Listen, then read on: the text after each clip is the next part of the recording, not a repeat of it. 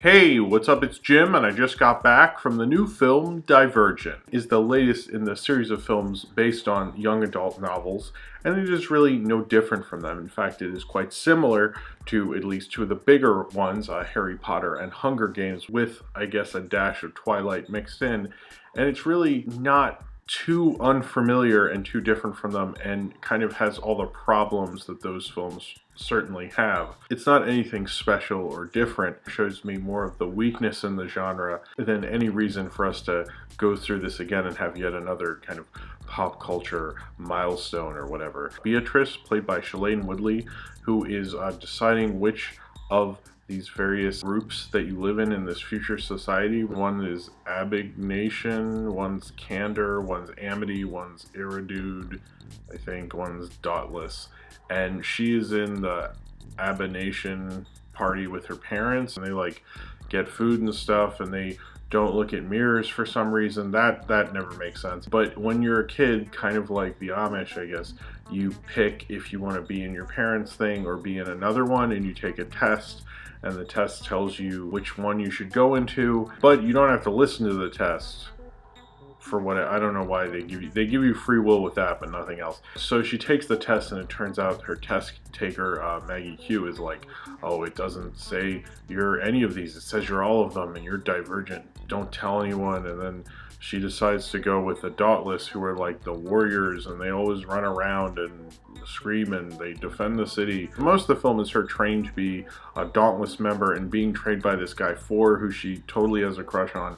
And he trains her while she meets this girl Christina, played by Zoe Kravitz, and she's trying to learn how to be a Dauntless while also investigating what's going on with the party that Kate Winslet's involved with, who's trying to take her parents' party, the Abnegation, out of the mix and having their party take over and run the government of this weird future world. These young adult film adaptations, they often are too concerned with trying to make an accurate representation of the book, or at least it feels that way. Because I haven't read any of these books, but they don't feel like they're really trying to be just movies.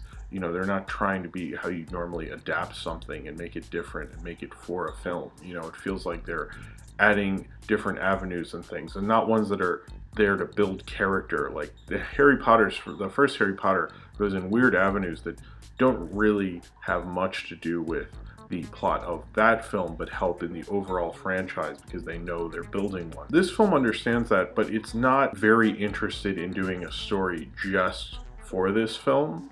So it feels more like I'm watching a TV show than a movie. Most franchises try to start out with a good story at the beginning, so then you'll see the worse and worse sequels, theoretically. This film isn't concerned with having this film be about a central idea or a central story. It's really about her, and you learn about the Dauntless and try to meet Shailene Woodley, but it's not really as much about her character of who's first Beatrice but then becomes Triss. Much like in the Hunger Games, they do these futuristic societies with all these weird rules that are supposed to act like they're saying something. They're trying to act like they're more than style, but they have no substance to them. They're not saying anything with this. You're special, you're divergent, because that's like such a construct of normal storytelling. I mean, that's Luke Skywalker, that's the Chosen One, that's even the special in the Lego movie. I mean, it's such a basic idea.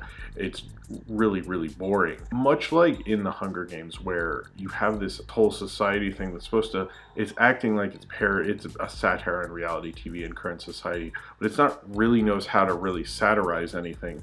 So it's just a satire on reality TV and current society, but it's not really knows how to really satirize anything. So it's just style trying to mask itself as satire, but it's just style. And I think this is even worse because it's not even trying to act like it's saying anything with it. It's very confusing, and what the purpose of it, it's never exactly clear. So you're just kind of seeing this like, okay, it's a futuristic society, but like, what's the point? It's done by people who think sci-fi stuff looks cool, but they've never really understood who Rod Serling is, so they don't really get there's a point to all those Twilight Zone episodes and Star Trek episodes. They're like trying to say something with it, and because you don't have that element in there, it makes it kind of a style action movie where they're training for this weird, warrior thing, and there's not much of a story there. And it doesn't even work in kind of a weird character piece because there's not so much building her as a character. I kind of almost don't really care about anymore. I'm not a huge Hunger Games fan. Shailene Woodley is not a bad actress,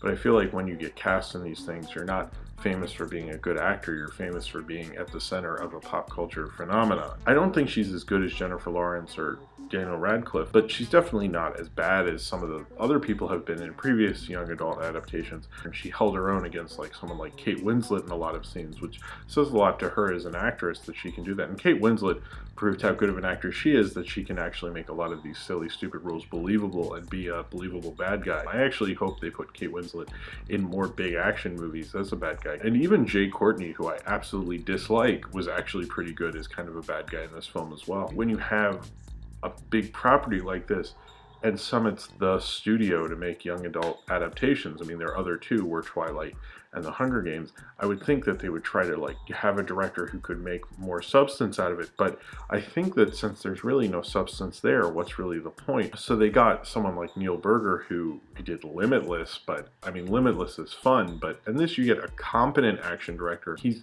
a basic studio director and he's kind of bland in what he's doing. He doesn't really have any style to his action sequences. None of the action sequences are really thrilling. They're fairly predictable, especially when she takes these drugs and goes into these weird test things. Those sequences I wish had been a little like surreal or something, but they felt so bland in their kind of weird dreamlike states. You'd think they would try to do something interesting with it, but it really didn't. It had a lot of weird rules to it, but it wasn't interesting or funny or cute or anything. It just, to me, felt like a lot of bad science fiction films I've seen before that I would see on Mystery Science Theater. I don't consider it so bad that it's a joke, but I don't consider it good enough to be anything more than just a pop culture phenomenon that I don't really care about. It was 2.5 hours. It was far too long. It had this whole mystery about this one faction taking over their whole like weird government in Chicago, because this whole film takes place in futuristic Chicago,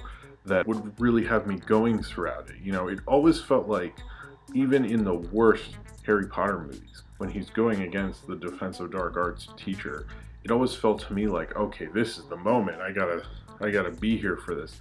And the end just felt so random. It didn't feel like I'd really been through something with the characters. I felt like I was going through the motions of a young adult film adaptation. Maybe we've seen too many at this point, but if we've seen too many, you have to raise the bar. It felt like they just kind of went through the motions. It's kind of funny this film's called Divergent, because the film itself isn't Divergent. It's literally like just another Hollywood film following an order, following what you're supposed to do in this society. This film might preach being special and different and being, the one who's different from everyone.